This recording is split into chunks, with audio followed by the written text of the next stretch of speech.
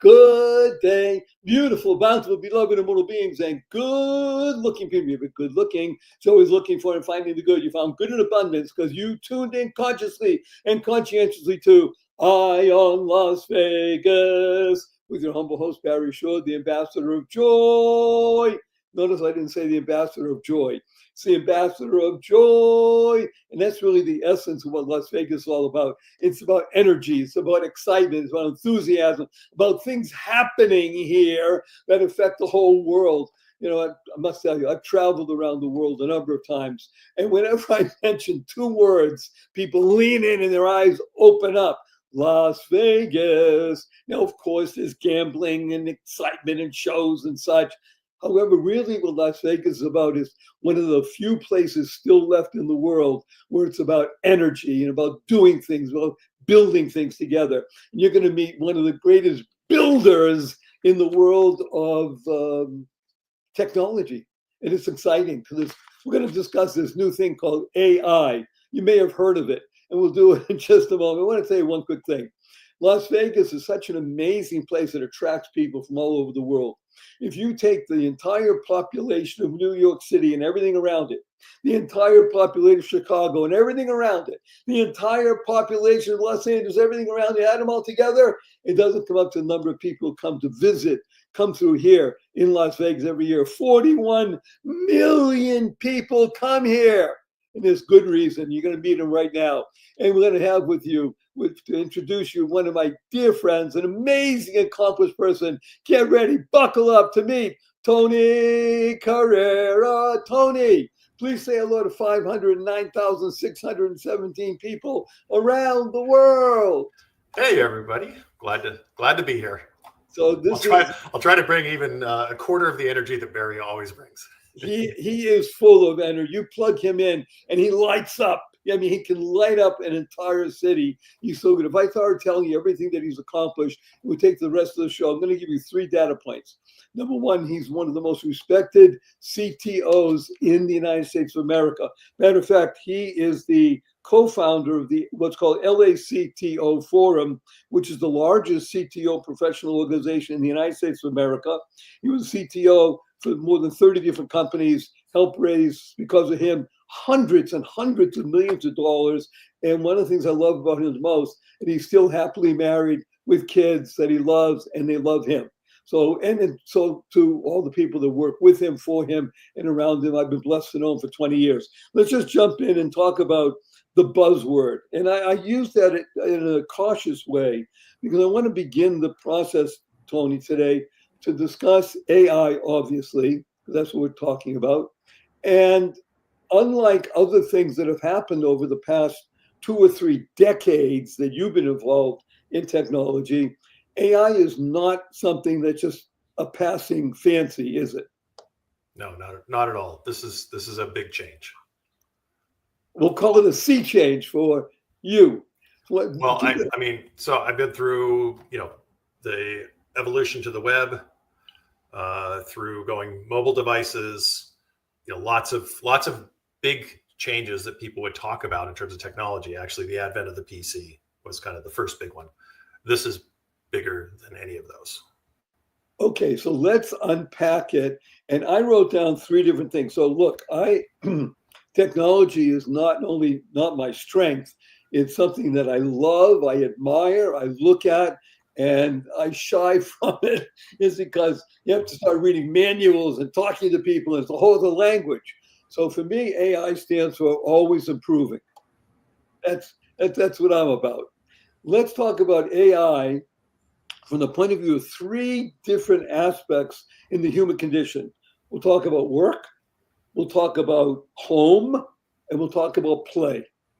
So let's begin with the first one because that impacts most people because most people do work in some capacity. So I don't care if you're delivering mail, and I mean physical mail. It's interesting. We have a worldwide audience, and 85% of them under the age of 35. And I know people that have never written a check. Lots of people in the ages of, let's say, 18 to 25. They've never written a check. So when I say mail, and I say to people, I think most people think today electronically. They don't even know about, okay, you get physical stuff, you throw it away. So let's talk about work, because that's where the impact, I think, of AI is going to be most profound and most pronounced immediately. Could you think of one or two, maximum three things that you see happening in the work environment right now vis-a-vis AI? So AI is radically changing the way knowledge workers do their work. Okay. And this starts from executives. So I'm an executive. I'm considering a new vertical that we're going to go after. AI is, and when I'm talking to AI, this is all going to be generative AI. So it's the new kinds of stuff you see with a chat GPT, et cetera.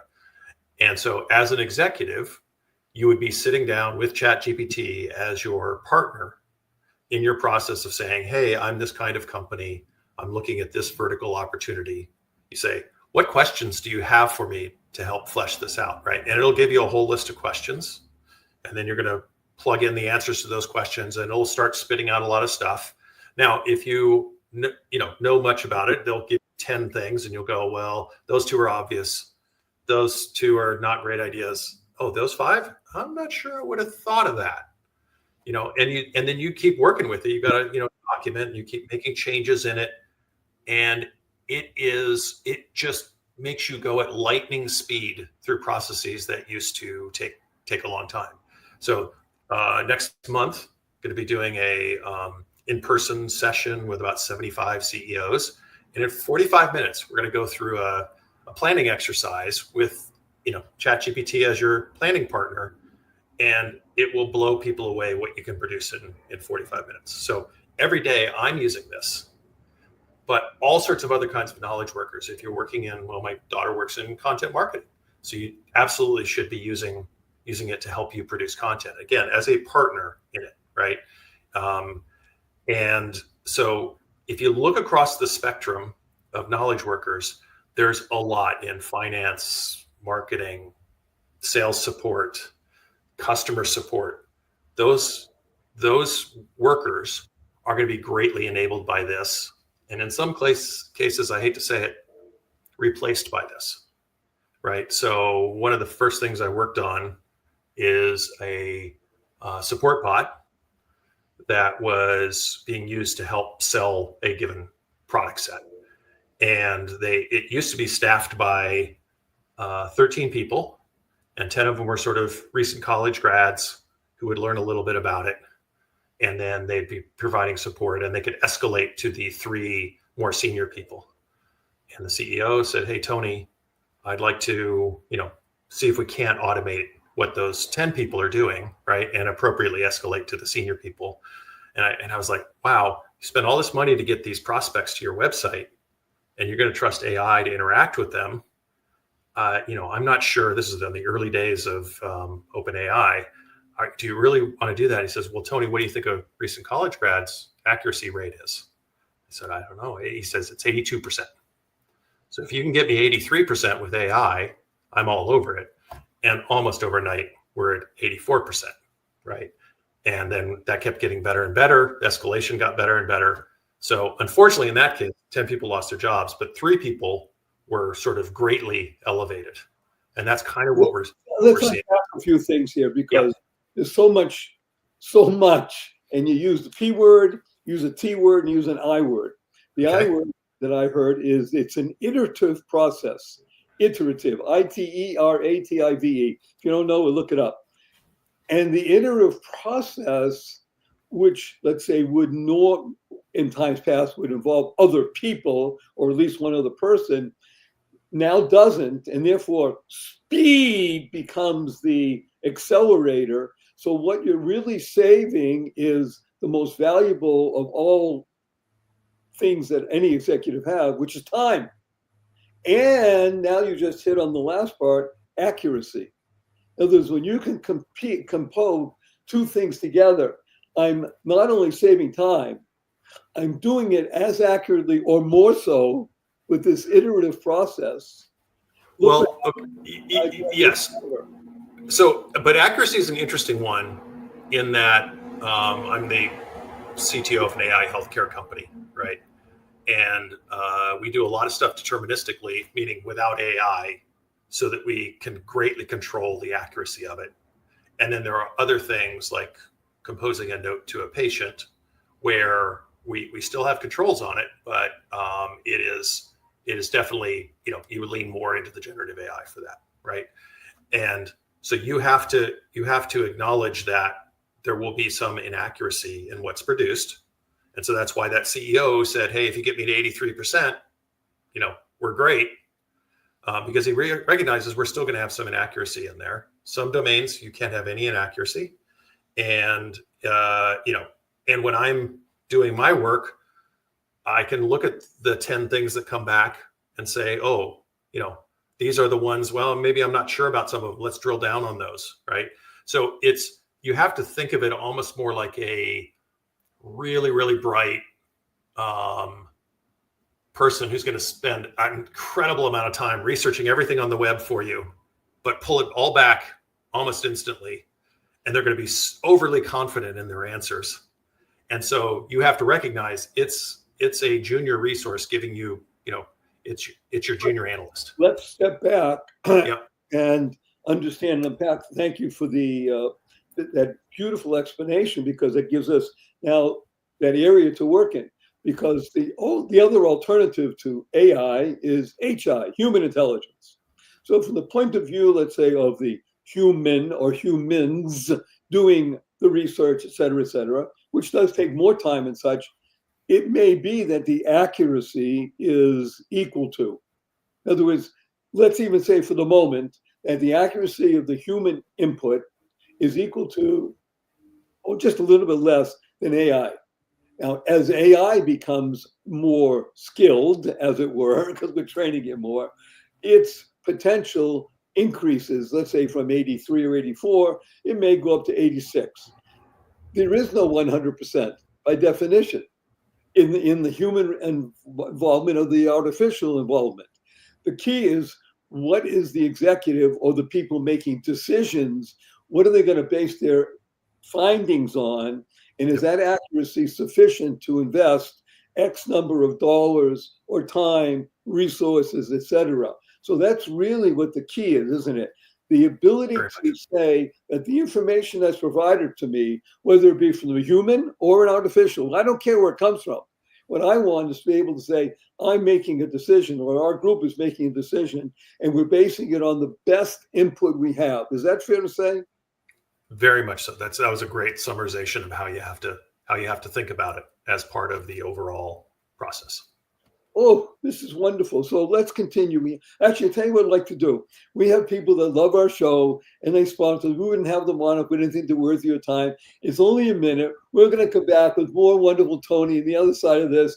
I don't know about you, but I'm on the edge of my seat. I want to hear more of what he has to say. Be right back. Don't go away. What if you could shop at your favorite local stores, swipe your current credit card, and get extra cashback rewards?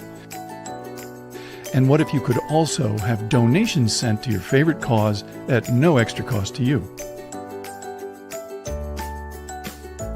What if this amazing program was absolutely free and very simple to set up? Well, What If is here. Welcome to Einstein Cares, where your everyday shopping gives you and your favorite cause extra money. It's fast, it's easy, and effortless.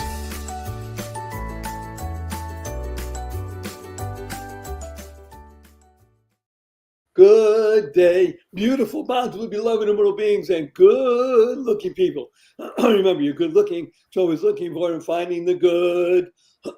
Pardon me. Our cup runneth over with good. His name is Tony Carrera. He is one of the most knowledgeable, skillful, articulate, and users of AI. And he knows it inside out because he uses it in his own businesses and he does it for other businesses. One of the most sought after fractional CTOs in the United States of America. And he's a great guy, as you're hearing. So we're going to talk more about AI. We discussed up until now about the work environment. And just because of limitations of time, Tony, I want to go into something that touches everybody, because this Remember, I'm the ambassador of joy, and joy stands for journey of you. Let's talk about AI when it talks about the home. How does this, if it does, by the way, will AI make a difference in my home? I'll give you the classic example. Let's be all blunt. Everybody, I think, uses a microwave. Is that correct? So I would assume most people do. right. There's a few that don't. Microwave is ubiquitous. Well, I remember when microwaves didn't exist, and it was bigger, and et cetera, et cetera. And now it is literally, you wouldn't be it was a home that doesn't have it. Some, maybe even two or three, just because of the nature of the beast. So is AI going to be as ubiquitous in a home environment as we're beginning to see in an office environment? Yes. Although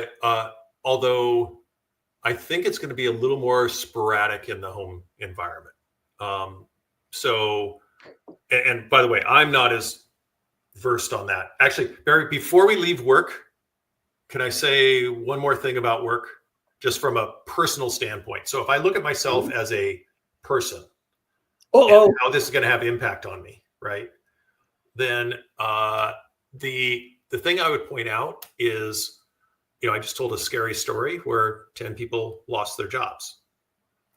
The tech software engineering market's really tough right now because AI is giving productivity boosts, and there's pressure on tech companies to be more profitable.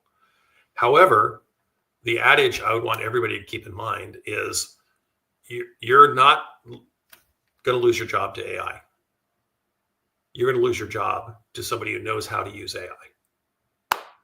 And so the key is adopting it. And by the way, I've been through these prior, big booms in tech, right? And big sea changes.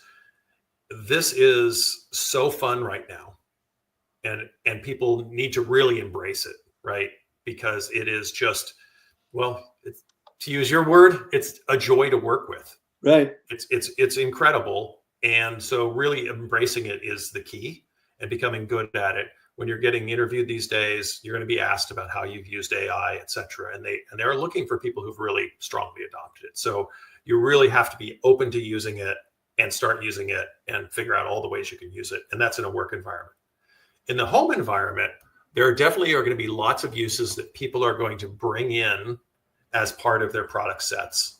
So, actually, we just saw that wonderful, Einstein Cares promotion. And there's, a whole bunch of ways that Einstein Cares is going to be able to take advantage of AI behind the scenes. The user may or may not even be aware of it, but, finding products and everything will be much simpler, right? Based on generative AI. And there's a bunch of stuff that's going to be happening behind the scenes. What I would say, though, is I end up, for myself personally, so in 2 weeks, I'm going to Croatia for a vacation. That vacation was 80 to 90% planned with AI. So between ChatGPT and Perplexity, you can get just amazing information back. And it used to be, I would go out and manually search the web and find the top article, these posts with the top list things, but then you'd be like comparing a couple of them to figure out what really was the top one. And the AI can do all of that for you, pull those sources together. They can give you the links to the sources and can tell you, okay, this is the one that seems to be appearing, most often, right? And that's what I used to do manually. And so again, it's just like in my work environment, it saved me such time, and I feel great about, the result. So let's be blunt. There's a T word that you used, and now we'll go T squared. Okay. T squared. The most valuable of my possessions. Bank accounts mean a lot. Let's be blunt. It's nice to have a big balance. Time is far more valuable. We know that. Yes. When you get past a certain age, I don't care if it's 25, sometimes 45, 50, whatever the age is, you recognize time is your most valuable asset, right? Yep. The other T word that you use while using is that it's a tool. AI is a tool. Yep. What a cool tool. In other words, if you're out camping and doing things, it's really great to have a Swiss knife, isn't it? Because there are so many components to it. I'll make the analogy that ChatGPT is like a Swiss knife.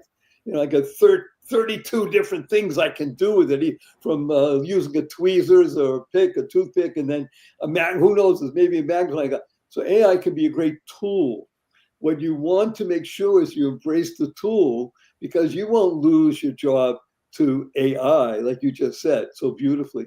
You won't even lose your job. You'll be spurred on to learn more. That's really the genius of it. Wow, how much fun. Use the F word. I call it the full letter FU word. FUNN. That's how I call fun. Because that way you get people's attention. It's a 4-letter FU word, FUNN. So that's when it becomes fun. And what you just described is so fascinating. Think about it. Croatia. Okay, we actually have a lot of listeners in Croatia, and the whole area around Greece and on both sides of the Adriatic and the Aegean, and just the ability to go someplace you've never been before, and to use AI now as a tool for fun, and have fun using it, because it's not drudgery anymore, is it? No, not even slightly drudgery. It's actually, Swiss Army knife is not the analogy I'd use. It's like, well, a long time ago, I would use a travel agent for this, right, who would know, so when we took our 5th anniversary trip to Italy, they planned the whole trip and where to stay, and they give us some ideas of what to go see, right? And then for 20 years, 30 years, I was doing it myself by searching things on the web and maybe going and getting a couple books or whatever, right? Doing a lot of manual work. Now I have a fleet of very smart recent college grads, who are willing to spend an infinite amount of time for $20 a month, who then I can say, hey, I need you to go spend time doing, looking at Dubrovnik and figuring out, what's the best hotel to stay in? Here's the things I like. Okay, what's the, what are the best restaurants? What should we do? Oh, we like Game of Thrones. Please pull together a Game of Thrones, list. Oh, here's some sites that have it. Okay, I need that in a Google Maps form so I can, and these people, the AIs, go off and pull all of this stuff together and hand it back to me. And then it's like, oh, wow, this is exactly what I wanted. And if it's not, I can just tell them, hey, no, this is more what I wanted it to do. And so it's an amazing, amazing resource that, well, does it save me time? Yes, as compared to, so doing all of that research myself absolutely saves me time. But I've also found that it can produce such wonderful results that it's like, it can also take a lot of your time, because, right, you can in go 45 minutes, I can do this deep analysis, and I've got this whole doc I need to read, right? And it's exciting. So I'm superhuman with this stuff, but it can also consume a lot of time as well, to be honest. This is funny, because here you are. We'll call this the sophisticated level of scrolling. They're scrolling just because people clickbait and things. And now, wait a minute, but I want to know more. I didn't realize that back in Croatia in the year 1487, there was this battle that took place. Maybe I might want to see that. Or, and now you realize a half hour, an hour went by. So you're right. It's still the ability for the HI, the human intelligence, to be meshed with the AI. And in the few minutes we still have here for this particular part, tell me, you and the family played volleyball a lot on the beach and such like that. I remember that. Where do you see AI being used in play, either for professional sports or maybe just regular sports? Is it entering into the field of sports, and in what way are you seeing that happen? Oh, well, okay. At very sophisticated levels, actually, even on down to club levels, this is outside of sort of generative AI. There's a ton of stuff going on with using AI with image recognition to be able to track players across the field. And so there's startups that will come out and take videos of a soccer game, let's say, and then they can track the individual players and come up with, here's the movement they did, etc., and can help you slice up the video and all of those things. And so there's a lot of AI analysis going on in sports that definitely the more sophisticated you become as an organization, the sort of deeper you're going on it. And there's a ton going on, obviously, in the statistics area within That's on major the sports. highest level. Yeah. And like you said, there's the club level, and then let's Yep. call it the human level. So that I can understand. That replaces watching game films. You can even imagine a projector with running plays. Okay, Yep. that's a different century. But now I'm talking about club level, people, sophisticated clubs. I can hear it. What Yep. about humans? Is AI in any way touching the play of people? It will, in that it can enable. So we're talking about how I use AI for like knowledge work.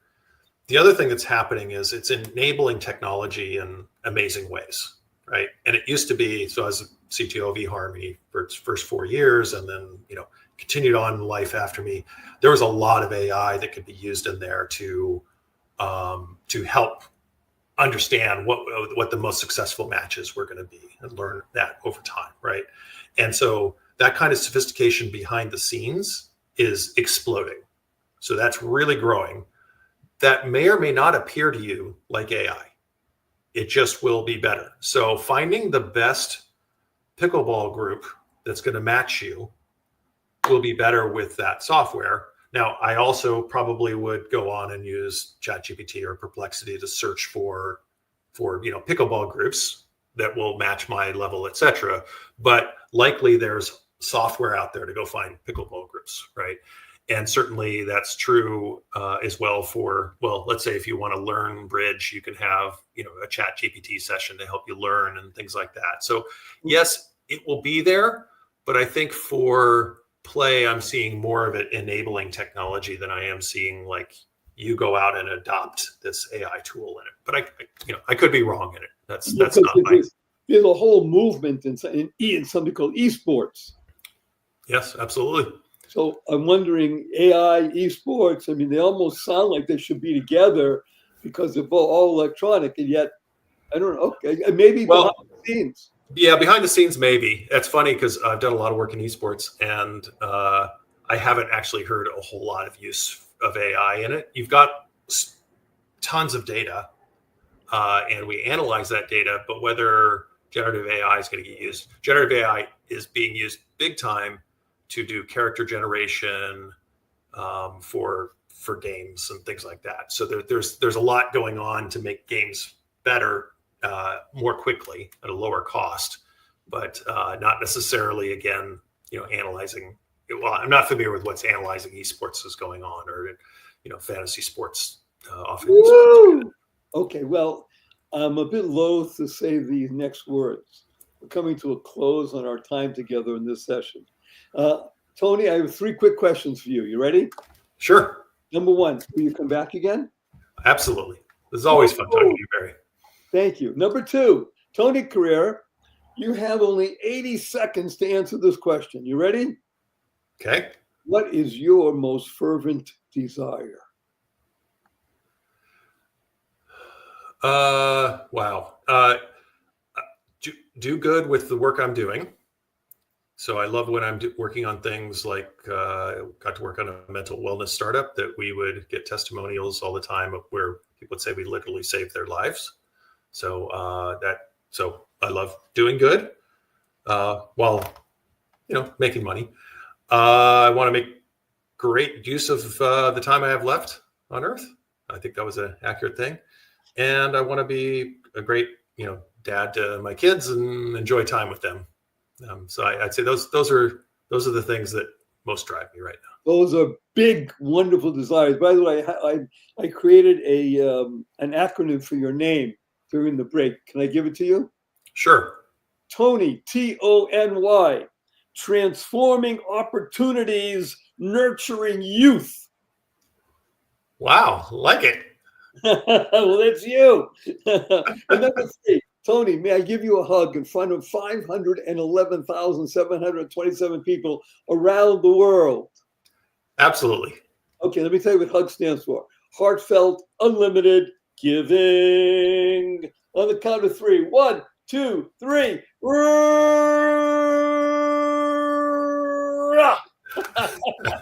Remember, you're listening to Eye on Las Vegas with the humble host Barry Shaw, the ambassador of joy, and the amazing, wonderful Tony Carrera. He is the essence of what a technologist wants to be and could be, using the tool, doing good, and bringing more joy, happiness, peace, and love to the world. Remember, share this with 5 people. Love us on Spotify and Apple. Go forth.